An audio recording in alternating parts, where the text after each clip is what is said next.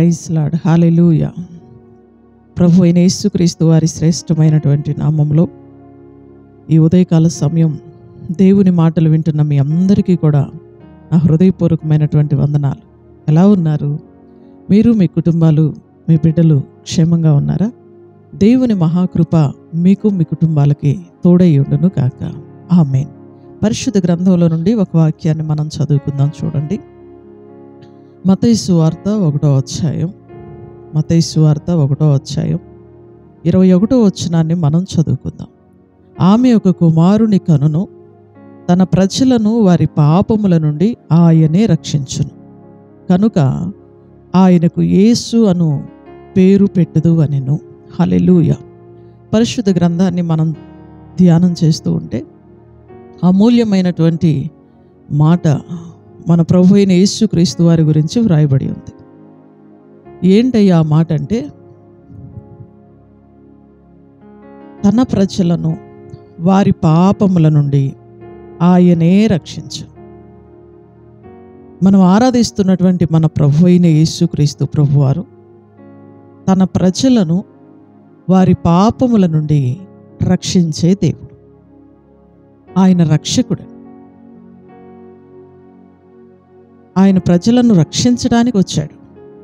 అందుకే బైబిల్ గ్రంథంలో ఒక అమూల్యమైన మాట వ్రాయబడి ఉంటుంది, పాపులను రక్షించుటకు క్రీస్తు యేసు ఈ లోకమునకు వచ్చాను.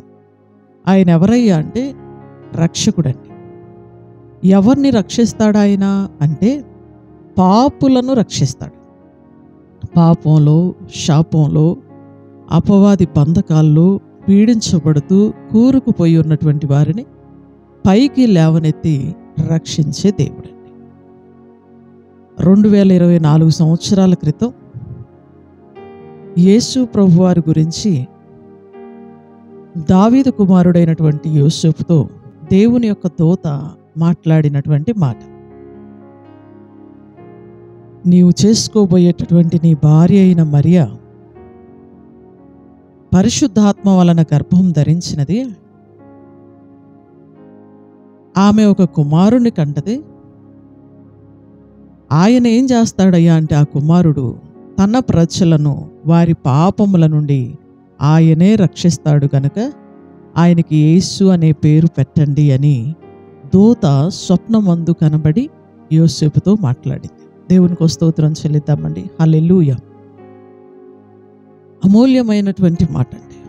యేసు ప్రభువారి గురించి చాలామందికి తెలియనటువంటి విషయం ఏంటంటే, యేసు ప్రభువారు ఒక మనిషి కాదండి.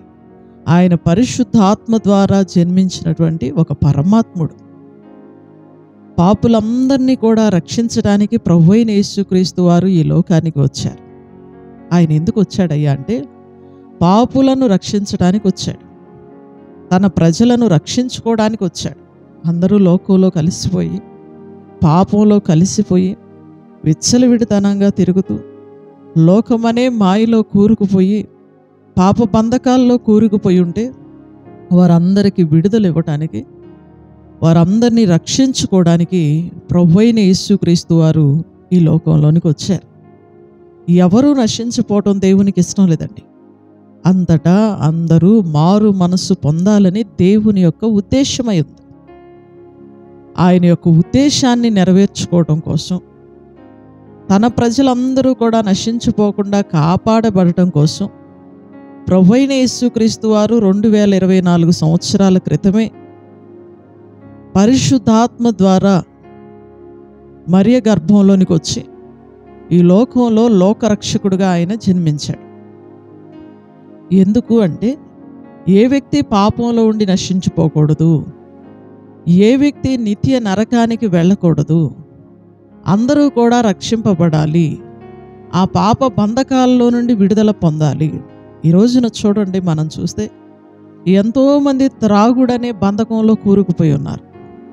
త్రాగి త్రాగి త్రాగి త్రాగి అవయవాలను పాడు చేసుకుంటున్నారు. ఎంతోమంది గంజాయి అనే బంధకాల్లో కూరుకుపోయి ఉన్నారు. తద్వారా ఆ మత్తు పదార్థం ద్వారా జీవితంలో ఏం జరుగుతుందో తెలియని పరిస్థితులు ఎదురవుతున్నా, చిన్న వయసులోనే చాలామంది ఆ మత్తు పదార్థాలకు బానిసలైపోయి ఆ పాపంలో కూరుకుపోయి ఆ బంధకాల్లో కూరుకుపోయినటువంటి పిల్లలు ఎందరో ఉన్నారు. చాలామందిని మనం చూస్తే వ్యభిచారపు ఉచ్చుల్లో కూరుకుపోయి ఉన్నారు. భార్య భర్తని, భర్త భార్యని మోసం చేసుకుంటూ తిరుగుతున్నారు. ఈ పాపం ఎందాక వచ్చిందయ్యా అంటే ఈ పాపం సంఘాల్లో కూడా చేరింది. క్రైస్తవులమని చెప్పుకునే వాళ్ళల్లో కూడా, ప్రభువుని నమ్ముకున్నామని ఆరాధన చేసే వాళ్ళల్లో కూడా, బోధించే బోధకుల్లో కూడా ఈ పాపం వచ్చేసి చాలామంది ఈ పాపపు ఉచ్చుల్లో చాలామంది కూరుకుపోయారు. ఈ వ్యభిచారం అనే పాపంలో నుండి, త్రాగుడనే పాపంలో నుండి, ఆ జోదాల్లో నుండి ప్రజలను విడిపించడం కోసం, రక్షించడం కోసం పాపుల రక్షకుడిగా ప్రభు ఈ లోకానికి వచ్చాడు. ఎందుకంటే ప్రతి మనిషిని నీతిమంతుడిగా చేయాలి అని దేవుని తపన, దేవుని ఉద్దేశం. పాపులుగా పిలువబడుతున్న వారందరూ కూడా పరిశుద్ధతలోనికి రావాలని దేవుని కోరిక. అది నెరవేర్చడం కోసం ఆయన మనుష్య కుమారుడిగా భూమి మీదకి వచ్చి ప్రజలందరి ఎదుట తన ప్రేమను చూపించి అందరినీ కూడా ఆయన హృదయానికి హత్తుకొని అందరికీ మారు మనసుని, రక్షణ భాగ్యాన్ని ఆయన కలగచేశాడు. చూడండి, ఉదాహరణకి బైబిల్ గ్రంథంలో ఒక వ్యక్తి వ్యభిచార నేరంలో పట్టుబడింది. ఆ వ్యక్తిని రాళ్ళు పెట్టి కొట్టి చంపాలి అని అందరూ కూడా ఆ స్త్రీని తీసుకొని యేసు ప్రభు వారి దగ్గరికి వచ్చారు. అందరూ రాళ్ళు పుచ్చుకొని వచ్చారు. వ్యభిచార నేరంలో ఈ స్త్రీ పట్టబడింది. ఏమైనా చంపాలి అని ధర్మశాస్త్రంలో రాళ్ళు పెట్టి కొట్టి చంపాలని రాస్తుంది కదా, మరి నువ్వేమంటావని యేసయ్య దగ్గరకు తీసుకొస్తే ఆయన ఏమనలేదండి. ఆయన ఒక్క మాటే అన్నారు, మీలో పాపము లేనివారు మొదట ఆమె మీద రాయి వేయండి అన్నాడు. ఎవ్వరూ రాయి వేయలేదండి, ఎందుకంటే అందరూ పాపులే. బైబిల్ గ్రంథంలో రోమీలకు రాసిన పత్రికలో రాయబడి ఉంది 3వ అధ్యాయంలో, ఏ భేదము లేదు, అందరూ పాపము చేసి దేవుడు అనుగ్రహించు మహిమను పొందలేకపోవచ్చున్నారు అని. అందరూ పాపంలోనే ఉన్నారు కనుక అందరూ కూడా రాళ్ళు కింద పడేసి వెళ్ళిపోయారు. అప్పుడు ఆ తల్లి గజగజలాడుతా వణుకుతా యేసయ్య వైపు చూసింది. ఆయన అన్నాడు, అమ్మా, నేను నిన్నేం చేయను, వెళ్ళు, ఏక పాపము చేయొద్దు అన్నాడు. దేవుని స్తోత్రం చెల్లిద్దామండి. హల్లెలూయా. మనం ఆరాధిస్తున్నటువంటి ప్రభు అయిన యేసుక్రీస్తు భయంకరమైన వ్యభిచారపు ఉచ్చులో కూరుకుపోయిన వారిని కూడా అమ్మా అని పిలిచే ప్రేమామయుడండి. అమ్మా అని పిలిచాడు. మనమైతే ద్వేషిస్తాం, దూషిస్తాం, విమర్శిస్తాం. ఆయన అలా చేయలేదండి. ఆయన ప్రేమను చూపించాడు. ఆ వ్యక్తి ఆ రోజు నుండి మారిపోయి తన జీవితాన్ని పరిశుద్ధంగా మార్చుకుంది. దేవుని స్తోత్రం చెల్లిద్దామండి. హల్లెలూయా. ఇలాగ బైబిల్ గ్రంథంలో ఎంతోమందిని మనం చూస్తే దేవుడు నరహంతకులను మార్చాడు, వ్యభిచారులను మార్చారు. ఈ రోజును కూడా ఎంతోమందిని మనం చూస్తే ఎంతోమంది త్రాగుబోతులుగా ఉన్న వాళ్ళు మానేసి యేసు ప్రభువుని అంగీకరించిన వాళ్ళు ఎందరో ఉన్నారు. ఎంతోమంది వ్యభిచారంలో కూరుకుపోయి హెచ్ఐవీల చేత పీడించబడేటటువంటి వాళ్ళు కూడా యేసు ప్రభువుని అంగీకరించి పరిశుద్ధంగా మార్చబడినటువంటి వాళ్ళు ఎంతోమంది ఉన్నారు. ఎంతోమంది అండి. ఈరోజు మందిరంలో ఉన్నటువంటి చాలామంది ప్రజలు పాపాల చేత కూరుకుపోయినటువంటి వ్యక్తులే. ఈరోజు నేను పాపినని గ్రహించి వారి పాపాలన్నీ యేసు ప్రభు వారి దగ్గర ఒప్పుకొని యేసు రక్తంలో కడగబడి నీతిమంతులుగా తీర్చబడి ప్రభువుకు ఆరాధన చేస్తున్నారండి. ఇంకా చాలామంది యేసు ప్రభువు నమ్ముకున్నామని పాపంలో ఉన్న వాళ్ళు ఉన్నారండి. వాళ్ళు లేరని కూడా నేను చెప్పట్లేదు. యేసు ప్రభువే ఆరాధన చేసేవాళ్ళే, పాటలు పాడేవాళ్ళే, బోధ చేసేవాళ్ళే, కానీ పాపాన్ని విడిచిపెట్టినటువంటి వాళ్ళు కూడా చాలామంది ఉన్నారు. ఒక్క మాట చెప్పనండి, యేసు ప్రభు వారి లోకానికి వచ్చిందే పాపులను రక్షించడానికి, తన ప్రజలను వారి పాపముల నుండి ఆయనే రక్షిస్తాడని బైబిల్ గ్రంథంలో రాయబడి ఉంది. చూడండి, యోహాను సువార్త 4వ అధ్యాయంలో ఒక మాట మనం చదువుకుందాం. యోహాను సువార్త 4వ అధ్యాయం 42వ వచనం, ఈయన నిజముగా లోక రక్షకుడని తెలుసుకుని నమ్ముచున్నాము అనిరి. సమరయ ప్రాంతంలో ఒక సమరయ స్త్రీ భయంకరమైన వ్యభిచారం చేత పీడించబడుతూ ఉంది. 5-6 వ్యక్తులతో అక్రమ సంబంధం పెట్టుకుంది. ఆ స్త్రీ మధ్యాహ్నపు వేళ బావి దగ్గరకు వచ్చిద్దని యేసు ప్రభు వారికి తెలుసు. ఆయన ఎండవేళ ఆ బావి దగ్గర కూర్చున్నారు ఒక్కళ్ళే. ఆ స్త్రీ రాగానే ఆవిడతో ప్రభు మాట్లాడారు. యేసయ్య మాట్లాడుతూ ఉన్నప్పుడు ఆ మాటలో ఉన్న శక్తి ఆ తల్లిని తాకేసింది. ఆ తల్లి గజగజలాడిపోయింది. నేనిచ్చే నీళ్లు నువ్వు తాగితే ఇంకెప్పుడు నువ్వు దప్పికొనవు అని ప్రభు చెప్పాడు. అప్పుడు ఆ తల్లి, ఆ నీళ్లు నాకు కావాలి అని అడిగింది. అప్పుడు యేసు ప్రభు వారు చెప్పారు, నువ్వు వెళ్ళి నీ భర్తను కూడా తీసుకొని రా అని. ఆవిడ చెప్పింది, నాకు భర్త లేడు అని. యేసయ్య అన్నాడు, అవును, నువ్వు అన్నమాట నిజమే, నీకు భర్త లేడు, కానీ నీకు 7 భర్తలు ఉన్నారు, ఇప్పుడు ఉన్నవాడు కూడా నీ వాడు కాదు అని. ఆ తల్లి వెంటనే పశ్చాత్తాపడింది. నేను చేసే పాపం, నాకున్న అక్రమ సంబంధాలు నేను ఎవరికీ తెలియకుండా దాచుకున్నానే, ఈయనకి ఎలా తెలుసు అని. ఆ స్త్రీ అప్పుడు వెంటనే ఈయన నిజంగా దేవుని కుమారుడని గ్రహించింది, పశ్చాత్తాపడింది, ప్రభు దగ్గర తన పాపాలన్నీ ఒప్పేసుకుంది. నేను పాపినని గ్రహించింది. నువ్వు నిజంగా నేను చేసినవన్నీ చెప్పావయ్యా, నేను చేసినవన్నీ నాతో చెప్పింది, నువ్వు నిజంగా మెస్సయ్య అని గుర్తించింది. యేసు ప్రభు నిజరక్షకుడిగా అంగీకరించింది, తన పాపాన్ని విడిచిపెట్టింది, పరిశుద్ధంగా బ్రతకడం ఆరంభించింది.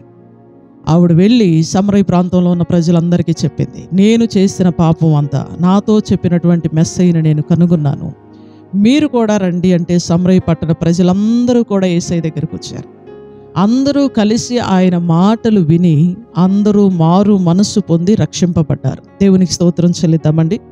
అప్పుడు ఆ ప్రజలు మాట్లాడినటువంటి అమూల్యమైన మాట, నీవు చెప్పినట్టు కాదు కానీ, నీ మాట మాత్రమే కాదు కానీ మేము ఇప్పుడు ఆయన మాటలు విన్నాము, ఈయన నిజముగా లోక రక్షకుడని మేము తెలుసుకొని నిజంగా నమ్ముచున్నాము అన్నారు. హల్లెలూయా. ఎంతమంది ప్రజలు, సమరయ ప్రాంత ప్రజలందరూ కూడా ఈయన నిజముగా లోకరక్షకుడని నమ్మారు. ఈ ఉదయకాల సమయం దేవుని మాటలు వింటున్న ప్రియ సహోదరుడా, ప్రియ సహోదరి, నీవు ఎవరివైనా సరే ఒక భయంకరమైన పాపంలో గనక, పాపపు ఉచ్చుల్లో బంధకాల్లో గనక నువ్వు కూరుకుపోయి ఉంటే నీకు ఒక శుభవార్త. పాపులను రక్షించుటకు ప్రభువైన యేసుక్రీస్తు వారి లోకానికి వచ్చారు. నేను పాపిని అని నువ్వు గ్రహించి నా బంధకాల్లో నుండి నాకు విడుదలివ్వు ప్రభు అని గనక సమరయ ప్రాంత ప్రజల వల్లే నువ్వు ప్రభు దగ్గరికి రాగలిగితే ఆయన నీకు విడుదలిస్తాడు, రక్షణ ఇస్తాడు, క్షేమం ఇస్తాడు, దీవెన కూడా ఇస్తాడు. ఈ మాటలు వింటున్న ప్రతి కుటుంబానికి ఈ రక్షణ భాగ్యము కలుగునుగాక. ప్రభువైన యేసుక్రీస్తు వారు మీ కుటుంబాలని రక్షించునుగాక. ఆమేన్. ప్రార్థన చేసుకుందాం. పరిశుద్ధుడైన తండ్రి, ప్రేమ కలిగిన మా ప్రభువా, దయగలిగిన యేసయ్య, కృపా సత్య సంపూర్ణుడా, నీ ఘనమైన శ్రేష్టమైన నామానికి వందనాలు, స్తుతులు, స్తోత్రాలు చెల్లిస్తున్నాం ప్రభువా. పాపులను రక్షించడానికి మీరు ఈ లోకానికి వచ్చారని, తన ప్రజలను వారి పాపముల నుండి ఆయనే రక్షించును అని మీ గురించి దూత చెప్పిన మాట నెరవేర్చబడి అనేక వందలు, వేల, లక్షల, కోట్ల మంది ప్రజలు ఈరోజు పాపాన్ని విడిచిపెట్టి పరిశుద్ధుడైన నిన్ను వెంబడించే కృపని, భాగ్యాన్ని మా రాష్ట్రానికి, మా దేశ ప్రజలకు మీరు అనుగ్రహించినందుకు వందనాలు ప్రభు. అనేకుల్ని, నన్ను, మమ్మల్ని మీరు అందరినీ రక్షించినందుకు వందనాలు. ఇంకా నీ మాటలు వింటున్న ప్రతి కుటుంబం కూడా ఏ బంధకాల్లో, ఏ పాపపు ఉచ్చులో కూరుకుపోయి ఉన్నారో వారందరినీ కూడా మీరు రక్షించండి. వారి బంధకాలను తెంపివేయండి. వారికి మారు మనసు రక్షణ మీరు అనుగ్రహించండి. ప్రతి కుటుంబాన్ని కూడా మీరు రక్షించి దీవించమని వేడుకుంటూ, పాపాల నుండి ప్రతి బిడ్డకి విడుదల, విముక్తిని మీరు దయచేయమని, ఉదయకాలపు ఆశీర్వాదాలతో ప్రతి కుటుంబాన్ని మీరు నింపమని వేడుకుంటున్నాం ప్రభా. ఈ రోజు అంతా కూడా నీ కృపా సన్నిధి, నీ మాటలు వింటున్న ప్రతి బిడ్డకి తోడుగా ఉంచండి. వారి ప్రయాణాల్లో తోడుగా ఉండండి, రాకపోకల్లో తోడుగా ఉండండి. స్కూళ్ళకి, కాలేజీలకు వెళ్తున్న బిడ్డలందరినీ కాపాడండి. కూలి పనులు, వ్యాపారాలు చేస్తున్న బిడ్డలందరినీ కాపాడి క్షేమం దయచేయండి. మంచి ఉద్యోగాలకు వెళ్తున్న పిల్లలందరినీ మీరు కాపాడండి. అందరికీ మీకు క్షేమం దయచేయండి. ఈ రోజంతా నీ కృపా సన్నిధి అందరికీ తోడుగా ఉంచి సహాయం చేయమని వేడుకుంటూ, నజరేయుడును శక్తి కలిగిన యేసుక్రీస్తు వారి శ్రేష్టమైన నామములో ఈ ప్రార్థన మనవులు అడిగి వేడుకొంచున్నాము తండ్రి. ఆమేన్. హల్లెలూయా. God bless you. దేవుడు మిమ్మల్ని దీవించునుగాక. అందరికీ వందనాలు. తిరిగి రేపు ఉదయకాల సమయం ఇదే సమయానికి మరలా మనం కలుసుకుందాం. దేవుని కృప మీకు తోడై ఉండును గాక. ఆమేన్. Praise lord.